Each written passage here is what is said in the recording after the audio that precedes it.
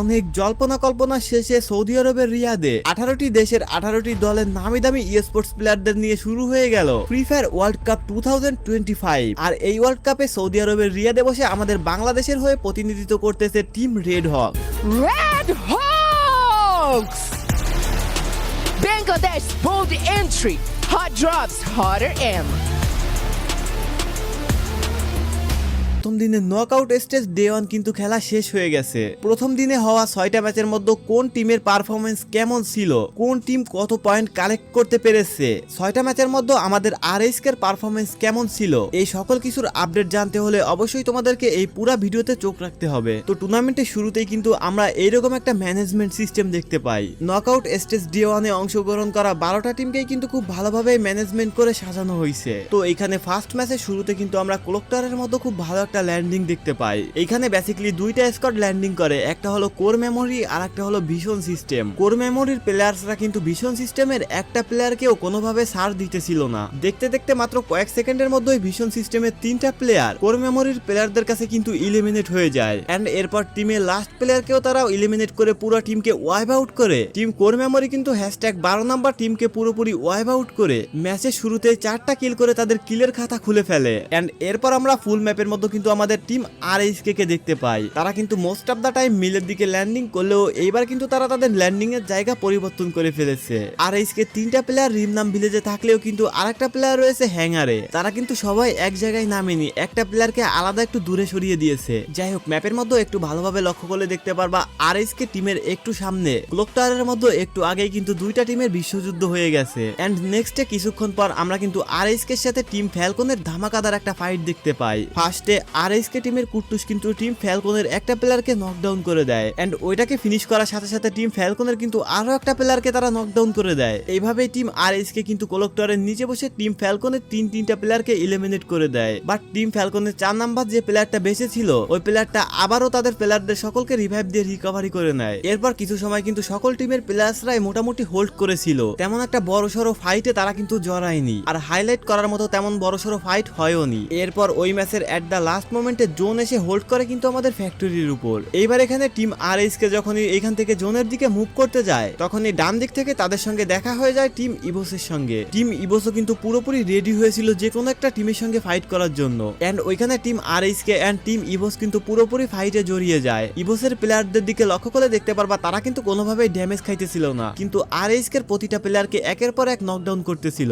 And এরপর শেষে দেখা যায় আরএসকে শুধুমাত্র ফিলকার একা বেঁচে আছে। ফিলকার পিছের দিকে এসে একটু কাভার নেওয়ার পর আলফার একটা প্লেয়ার তাকে দেখে ফেলে এন্ড এলিমিনেট করে দেয়। পুরো আরএসকে টিমকে ওয়াইপ আউট করে দেয়। আরএসকে এইখানে কিছুই করার ছিল না, তাদেরকে সামনে থেকে রাশ দিতেছিল টিম ইভোস এন্ড পিছন থেকে টিম ফ্যালকনের প্লেয়ার্সরাও তাদের মোটামুটি ভালো একটাই ড্যামেজ দিতেছিল। আরএসকে এইখানে কিছুই করার ছিল না, জাস্ট চাপে পড়ে আর চাপ নিতে পারেনি। এরপর আমরা ফ্যাক্টরির মধ্যে দেখতে পাই team Evos, Core Memory, Falcon, Pain Gaming, Alpha and Hotshot এই 6টা টিম কিন্তু বেঁচে রয়েছে এন্ড তারা জোনের দিকে মুভ করতেছে। টিম কোর মেমোরি কিন্তু ফার্স্টের দিকে ওই যে ভিশন সিস্টেমকে মেরে দেওয়ার পর তারা ফ্যাক্টরিতে এসেই বসেছিল, তাদের আর অন্য কোথাও যাওয়ার প্রয়োজন পড়েনি। এবার আমরা বেশ কিছুক্ষণ পর দেখতে পাই ফ্যাক্টরির মধ্যে মাত্র 4টা টিম বেঁচে আছে, আর এই 4টা টিমের কিন্তু 4টা প্লেয়ার করেই অ্যালাইভ রয়েছে। এরপর আমরা দেখতে পাই কোর মেমোরি ইভোসের উপর রাশ দেওয়ার জন্য সিদ্ধান্ত নেয়। এন্ড ওই টাইমে ফ্যাক্টরির মধ্যে ইভোসও কিন্তু ফাইট নেওয়ার জন্য প্রস্তুত হয়ে বসেছিল। এন্ড এরপর team core memory and Evos sports এই দুইটা টিমই কিন্তু ফাইটে জড়িয়ে যায়। টিম ইভোস কিন্তু এইখানে কোর মেমোরিকে কোনোভাবেই পাত্তা দেয়নি। কোর মেমোরি এইখানে ইভোসের উপর রাশ দিতে এসে তারা ফুল টিম কিন্তু ইভোসের কাছে ওয়াইপ আউট হয়ে যায়। এরপর টিম ইভোস যখন ফ্যাক্টরির মধ্য থেকে ওইদিকে মুভ করতে যায় তখনই টিম ফ্যালকন বুঝে যায় এটাই সঠিক সময় ইভোসের উপর আক্রমণ করার। এন্ড সাথে সাথে team Evos and team Falcon ফাইটে জড়িয়ে যায়। আর এই ফাইটেই at the last moment team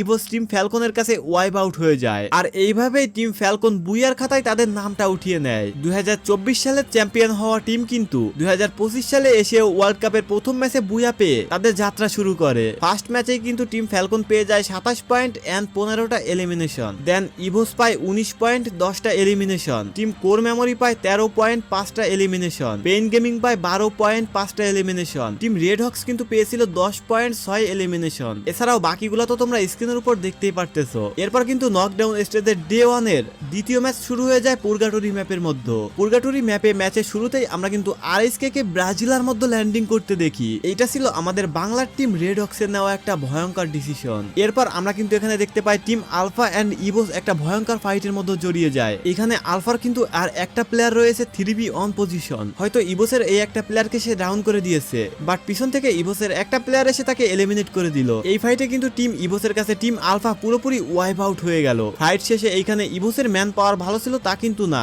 ইভোসেরও কিন্তু মাত্র 2টা প্লেয়ার অ্যালাইভ ছিল। ওই টাইমে এইখানে যদি থার্ড পার্টি আরো একটা কোনো টিম চলে আসতো তাহলে এত সময়ে ইভোসেরও কিন্তু খবর হয়ে যেত, হয়তো এই ম্যাচের মধ্য থেকেও ইভোসের অস্তিত্ব শেষ হয়ে যেত। এরপর আমরা কিছুক্ষণ পর ব্রাজিলের মধ্যে দেখি আরএইচকে সঙ্গে টিম ভিশন সিস্টেমের একটা ফাইট হচ্ছে। এখানে ফার্স্টে কিন্তু আরএইচকের একটা প্লেয়ার ভিশন সিস্টেমের একটা প্লেয়ারকে এলিমিনেট করে দেয়। এরপর কুটুস এবং নেজাদ মিলে কিন্তু ভিশন সিস্টেমের মোটামুটি 3টা প্লেয়ারকে খেয়ে দেয়। ফাইটে জড়ানোর আগে ভিশন সিস্টেমের বাকি যে একটা প্লেয়ার ছিল ওই প্লেয়ারটা আগেই মূলত এখান থেকে সময় বুঝে ভেগে গিয়েছিল। এন্ড নেক্সটে আমরা কিছুক্ষণ পর স্কাইলোডস এর মধ্যে আরেকটা ফাইট দেখি। Team vitality and AG sports এই দুইটা টিম ফাইটের মধ্যে জড়িয়ে যায়। এইখানে আগে থেকেই এজি স্পোর্টস এর প্লেয়াররা এই ঘরের উপরে ছিল, তারা নিজেরাই এজি স্পোর্টস এর সঙ্গে ফাইটে জড়িয়ে মাত্র কিছু সময়ের ফাইটে পুরো টিম এজিএল গ্লোবাল স্পোর্টস এর কাছে ওয়াইপ আউট হয়ে যায়। এখানে কিন্তু আমরা দুর্দান্ত লেভেলের একটা ফাইটিং মুভমেন্ট দেখলাম। এরপর কিন্তু বড়সড় তেমন আর কোনো ফাইটে কেউ জড়ায়নি। এরপর আমরা দেখতে পাই আরএসকে টিম রেড হক জোনের সাথে সাথে হোল্ড করে থাকে এন্ড আরএসকে এখানে ভালো একটা পজিশন নিয়েই ছিল। এন্ড এরপর তাদের কাছাকাছি চলে আসে পেইন গেমিং এর 2টা প্লেয়ার। টিম রেড হক্স এখানে পেইন গেমিং এর সঙ্গে ফাইটে জড়িয়ে যায় এন্ড পেইন গেমিং টিমের লাস্ট 2টা প্লেয়ারকে এলিমিনেট করে তাদের ফুল টিম সহ ওয়াইপ আউট করে ফেলে। এখানে আরএসকে এর পজিশন কিন্তু খুবই ভালো ছিল। এবার কোর মেমোরির প্লেয়াররাও সিদ্ধান্ত নিয়ে নেয় আরএসকে সঙ্গে ফাইটে জড়ানোর। এবার আরএসকে এন্ড কোর মেমোরির এই ফাইটে কোর মেমোরির কাছে কিন্তু আরএসকে এর পুরো টিম ওয়াইপ আউট হয়ে যায়। এরপর আরএসকে এর সঙ্গে অনেক সময় ধরে ফাইট করার পর কোর মেমোরি জোনে পড়ে যায়। জোন থেকে উঠতে উঠতে তারা তাদের এইচপি রিকভারি না করতে পেরে তারা ফুল টিম সহ জোনের মধ্যেই এলিমিনেট হয়ে যায়। কোর মেমোরির ফুল টিম ওয়াইপ আউট হওয়ার পর আমরা কিন্তু এখানে দেখতে পাই টিম ইভোসো আরেকটা স্কোয়াডের সঙ্গে ফাইটে জড়িয়ে তারাও কিন্তু সেইখানে পুরো টিম সহ ওয়াইপ আউট হয়ে গেছে। এরপর আমরা কিছুক্ষণ পর এখানে মাত্র 3টা টিমকে অ্যালাইভ দেখতে পাই। এখানে ছিল টিম ফ্যালকন, এইখানে ছিল team Falcon and Pakistani team hotshot sports and team Virtus pro. এরপর এখানে কিন্তু টিম ফ্যালকন পাকিস্তানি টিম হটশটের সঙ্গে ফাইটে জড়ানোর সিদ্ধান্ত নেয়। এই ফাইটে পাকিস্তানি টিম হটশটের সঙ্গে ফাইটে জড়িয়ে টিম ফ্যালকনকে কিন্তু পুরো টিম সহ এলিমিনেট হয়ে ম্যাচ থেকে বিদায় নিতে হয়। হটশটের 2টা প্লেয়ার এখানে ফ্যালকনদের প্লেয়ারদের দুর্দান্ত লেভেলের ড্যামেজ দিতেছিল। ফার্স্ট অফ অল এখানে দূর থেকে স্নাইপারের শট এন্ড দ্বিতীয়ত বৈশাপরা কট দিয়ে এই প্লেয়ারটা যে ড্যামেজ দিতেছিল এই 2টা প্লেয়ারের সাপোর্টের জন্য মূলত এখানে হটশট টিম ফ্যালকনকে ওয়াইপ আউট করতে পারছে। আর এই সাইডে টিম ভার্টাস কিন্তু এখানে ওয়েট করতেছিল যে ওরা 2টা টিম ফাইট করুক, আমরা এখানে বসে বসে হোল্ড করি। এরপর ফ্যালকনরা এলিমিনেট হয়ে যাওয়ার পর ভার্টাস প্রো এইবার সুযোগ পায়। এবার তারা হটশটের উপর আক্রমণ করার সিদ্ধান্ত নিজেরাই নিয়ে নেয়। এট দ্য লাস্ট মোমেন্ট এসে ফাইট করতে করতে এখানে এমন একটা অবস্থা হয় হটশটের প্লেয়াররা এখানে ভার্টাস প্রোর প্লেয়ারদের কাছে চান্সই পাইতেছিল না। দূর থেকে একটা প্লেয়ার স্নাইপিং করে কাভার দিতেছিল, বাট তাতেও এখানে কোনো লাভ হয়নি তাদের। ম্যাচের এট দ্য লাস্ট মোমেন্ট এখানে team Virtus Pro Pakistani team হটশটকে হারিয়ে পুরগাটরি ম্যাপের মধ্যে তারাই এই ম্যাচটা বুয়া করে নেয়। এন্ড ম্যাচ শেষে আমরা দেখতে পাই টিম ভার্টাস প্রো পেয়েছে 22টা পয়েন্ট এন্ড 10টা এলিমিনেশন এন্ড টিম হটশট পেয়েছে 20 point 11 elimination. Team core memory পেয়েছে 19 পয়েন্ট 12 এলিমিনেশন। ইভোস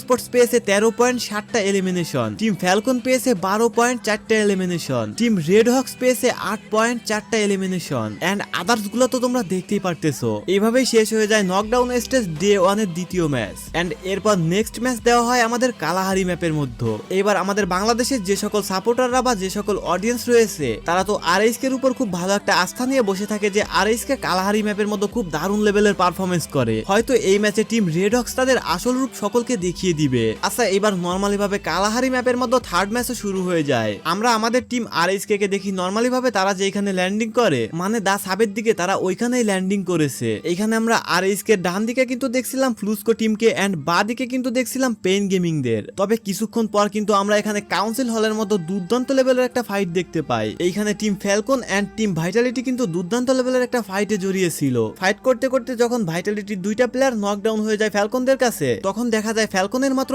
একটা প্লেয়ার বেঁচে আছে। টিম ভাইটালিটির প্লেয়াররা ফাইটে এবং পজিশনে ভালো জায়গায় থাকলেও একটু পর দেখা যায় তারা ফাইট না করে ভাগতেছে, মানে তারা কোনোভাবে টের পেয়ে গেছিল এই ফাইটের মধ্যে যে কোনো একটা থার্ড পার্টি দল এন্ট্রি নিছে। হ্যাঁ এখানে মূলত থার্ড একটা দল এন্ট্রি নিছিল, সেইটা হলো টিম ইভোস। টিম ফ্যালকনের বেঁচে থাকা লাস্ট প্লেয়ার যখন বুঝতে পেরেছে এখানে থার্ড পার্টি এন্ট্রি নিয়েছে তখন সে ফটাফট তার একটা প্লেয়ারকে রিভাইভ দিয়ে নামিয়ে দেয় এন্ড পরবর্তীতে সে কিন্তু নিজেই ইভোসের কাছে এলিমিনেট হয়ে যায়। এন্ড এরপর আমরা ম্যাচের একটা মোমেন্টে এসে দেখতে পাই team Evos, Falcon, Hotshot and RHK এই 4টা টিমই এক জায়গায় এন্ড খুবই কাছাকাছি। এন্ড এরপর আমরা দেখতে পাই তাই হটশটে সকল প্লেয়ার মারা যাওয়ার পর হটশটের যে লাস্ট প্লেয়ারটা রয়েছে ওইটা টিম ফ্যালকনের কাছে মার খাওয়ার ভয়তে জিপ লাইন দিয়ে চলে যাইতে যায় এন্ড তারপরেও টিম ফ্যালকন জিপ লাইন থেকেই ওই প্লেয়ারটাকে মেরে দেয়। হটশটের এই প্লেয়ারটা জিপ লাইন দিয়ে নিচে জাম দেওয়ারও কোনো সুযোগ ছিল না, কারণ নিচে ছিল টিম ফ্লুকজো। দেন এরপর আমরা নিচে দেখতে পাই টিম আরএসকে কে এন্ড টিম ইভোসকে। তারা দুইটা টিমই খুব কাছাকাছি ছিল এন্ড ফাইট নেবে এরকম একটা মোমেন্ট ছিল। এরকম করতে করতে ইভোসের এম গড চিপা দিয়ে ব্লেডকে একটা হেডশট লাগিয়ে দেয়। হেডশট মেরেই এখানে টিম ইভোস ফটাফট চারিদিক থেকে আরএসকের উপর রাশ দিয়ে দেয়। এই ফাইটের মধ্য থেকে আরএসকের বের হওয়ার কোনো সুযোগই ছিল না এন্ড তারা কোনো রকম সুযোগ পায়ওনি। এই জায়গাতে তারা ফুল টিম সহ টিম ইভোসের কাছে পুরোপুরি ওয়াইপ আউট হয়ে যায়। এই ম্যাচের এট দ্য লাস্ট মোমেন্টে এসে আমরা দেখতে পাই টিম ফ্যালকন এন্ড টিম ফ্লুকজো এই দুইটা টিম একসাথে ফাইটে জড়িয়ে গেছে। এখান থেকে টিম ফ্যালকন কিন্তু টিম ফ্লুকজোদের মেরে তারা কিন্তু এই ম্যাচটা বুয়া করে নেয় এন্ড এট দ্য লাস্ট মোমেন্টে দেখা যায় এখানে ইভো স্পোর্টস পেয়েছে 25 পয়েন্ট। তারা কিন্তু বুয়া না পেয়েও 17টা এলিমিনেশনের জন্য 25 পয়েন্ট পেয়ে যায় এন্ড টিম ফ্যালকন পেয়েছে 12টা elimination and 24 point and team Flukezo পেয়েছে 8টা elimination and 17 point. Team Hotshot পেয়েছে 6টা elimination and 11 point. Team AGAL Global Sports পেয়েছে 5টা elimination and 11 point and Red Hawks পেয়েছে 3টা এলিমিনেশন 10 পয়েন্ট এন্ড আদার্স গুলো তো তোমরা দেখতেই পারতেছো। এইভাবে মূলত শেষ হয়ে যায় নকডাউন স্টেজ ডে 1 এর থার্ড ম্যাচ। গাইস এইভাবে এক্সপ্লেন করতে গেলে আজকের এই ভিডিওটা কিন্তু অনেক লং ডিউরেশনের হয়ে যাবে, তাই আমি বাকি যে আর 3টা ম্যাচ রয়েছে এই 3টা ম্যাচ আমি শুধু তোমাদেরকে রেড হক্সের হাইলাইট গুলাই দেখাচ্ছি।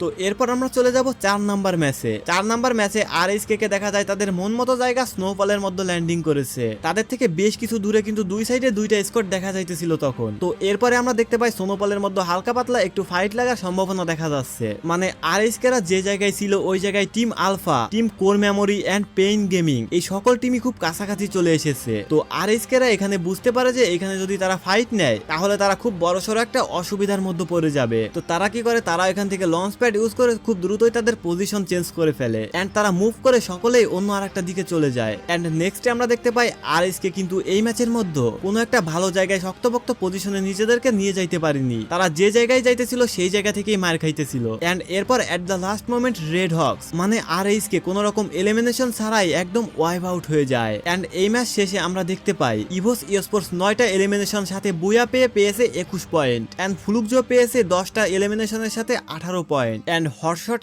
স্পোর্টস কিন্তু পেয়েছে 5টা এলিমিনেশনের সঙ্গে 14 পয়েন্ট। টিম ভাইটালিটি পেয়েছে 5টা এলিমিনেশনের সঙ্গে 11 পয়েন্ট। পেইন গেমিং পেয়েছে 7টা এলিমিনেশনের সঙ্গে 10টা পয়েন্ট। টিম ফ্যালকন পেয়েছে 3টা এলিমিনেশনের সঙ্গে 10টা পয়েন্ট এন্ড আদার্স গুলো তো তোমরা দেখতে পারতেছো। আর আরএসকে এই ম্যাচের মধ্যে পেয়েছে 0 এলিমিনেশন এন্ড 0 পয়েন্ট। এইভাবে নকডাউন স্টেজের ডে 1 এর 4th ম্যাচও শেষ হয়ে যায়। এরপর আসে 5 নাম্বার ম্যাচ। 5 নাম্বার ম্যাচে এসে আমরা কিছু সময় পর দেখতে পাই এখানে #10 নম্বরে আমাদের টিম রেড হক্স মানে আরএসকে তাদের পুরো টিম সহ ওয়াইপ আউট হয়ে গেছে। মানে আরএসকের জন্য এটা খুবই হতাশাজনক একটা ব্যাপার। ফার্স্টের দিকের ম্যাচগুলোতে আরএসকের পারফরমেন্স অনেক ভালোই ছিল and at the last moment এই ম্যাচটা শেষ হওয়ার সময় আমরা দেখতে পাই টিম ভাইটালিটি এন্ড টিম ফ্লুকজোর সঙ্গে ফাইটের পর এই ম্যাচের মধ্যে কিন্তু টিম ভাইটালিটি বুয়া নিয়ে নেয়। দেন আমরা দেখতে পাই 78 পয়েন্ট এন্ড 43টা এলিমিনেশন পেয়ে 1 নম্বরে রয়েছে টিম ফ্যালকন, দেন 2 নম্বরে রয়েছে ইভোস স্পোর্টস, 3 নম্বরে রয়েছে কোর মেমোরি, 4 নম্বরে রয়েছে ফ্লুকজো এন্ড 5 নম্বরে রয়েছে পেইন গেমিং, 6 নম্বরে রয়েছে হটশট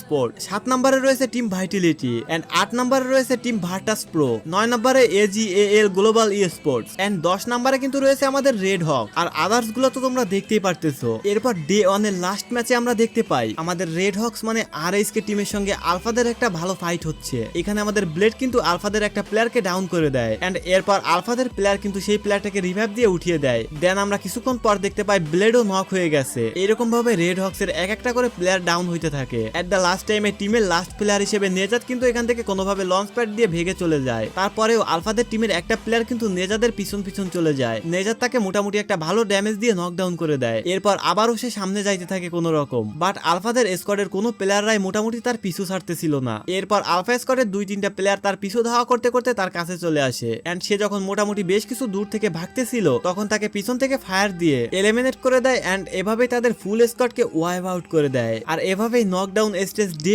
1 এর 6 নাম্বার ম্যাচও শেষ হয়ে যায় এন্ড ম্যাচের শেষে দেখা যায় এই ম্যাচে বুয়া নিয়ে নিয়েছে পেইন গেমিং। দেন আমরা দেখতে পাই 98 পয়েন্ট এন্ড 46 এলিমিনেশন নিয়ে 1 নম্বরে রয়েছে টিম ফ্যালকন, 2 নম্বরে রয়েছে ইভো স্পোর্টস, 3 নম্বরে রয়েছে পেইন গেমিং। লাস্টের ম্যাচে একটু ভালো পারফরমেন্স করে এন্ড একটা বুয়া নিয়েই একদম নিচে থেকে পেইন গেমিং চলে আসে একদম উপরে এন্ড 4 নম্বরে চলে যায় কোর মেমোরি, 5 নম্বরে থাকে ফুলুকজো, 6 নম্বরে রয়েছে টিম ভাইটালিটি এন্ড 7 নম্বরে হটশট স্পোর্ট এন্ড আমাদের রেড হক্স কিন্তু চলে যায় একদম 11 নম্বরে। এখানে ফার্স্টের দিকে কিন্তু আরএসকের পারফরমেন্স খুব ভালোই ছিল, বাট শেষের 3 ম্যাচের মধ্যে এসে তাদের পারফরমেন্স হঠাৎ করে অনেক লো হয়ে গেছে। এই যে Pain Gaming, team Vitality, Vision System, Virtus Pro, এদের পারফরমেন্স কিন্তু প্রথম দিকে অনেক লো ছিল, বাট শেষের দিকে তারা যেন কেমনে কেমনে একটু বুয়া পেয়ে এন্ড এলিমিনেশন পেয়ে একটু বেশি পয়েন্ট পেয়ে গেছে। যাই হোক, নেক্সট ম্যাচে বা নেক্সট ডেতে আমাদের রেড হক্সকে কিন্তু অনেক ভালো রকম পারফরমেন্স করতে হবে এন্ড তাদেরকে খুব ভালোভাবে কামব্যাক করতে হবে। আমরা কিন্তু তাদের থেকে অনেক ভালো কিছুই আশা করি। প্রথমত তারা ফার্স্ট টাইম দেশের বাইরে এরকম একটা ম্যানেজমেন্টের মধ্যে এরকম একটা ওয়ার্ল্ড কাপ খেলতে গেছে এন্ড আমাদের দেশের ওয়েদারের সঙ্গে সেই দেশের ওয়েদার কিন্তু ম্যাচ খাবে না এন্ড পরিবেশেরও একটা ব্যাপার স্যাপার রয়েছে। এন্ড এছাড়াও আমরা যদি এখন ডিভাইসের কথা বলি, তাদের কিন্তু মাত্র 1 থেকে 2 দিন আগে তাদের নতুন ডিভাইস দেওয়া হয়েছে। সেই ডিভাইসের মতো গেম প্লে করে 1 থেকে 2 দিনে হাত সেট করা সেইটাও কিন্তু অতটা সহজ কোনো বিষয় না। আই হোপ নেক্সট যে ম্যাচগুলো রয়েছে ওই ম্যাচের মধ্যে আরএসকে খুব ভালো একটা পারফরমেন্স দেখাবে। তো আজকের ভিডিও এ পর্যন্তই, দেখা হবে পরবর্তীতে কোনো আননোন ইন্টারেস্টিং ভিডিও। ততক্ষণ সবাই ভালো থাকবা, সুস্থ থাকবা, আল্লাহ হাফেজ। আর হ্যাঁ, আমাদের বাংলাদেশের গর্ব আরএসকে কিন্তু তোমরা সকলেই সাপোর্ট করবা।